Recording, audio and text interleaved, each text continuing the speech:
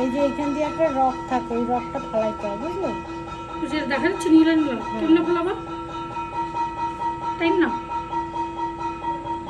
ওটা কিসের রং?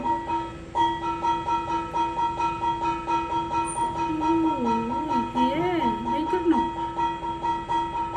বুঝো তো? এখন আর নাই, দেখছিস? সাইজ দেখো, সাইজ বড় বড় সাইজ।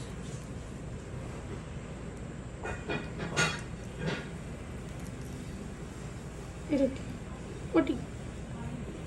না, তুই মাথার কুসুম, যারা কই ঘেলু।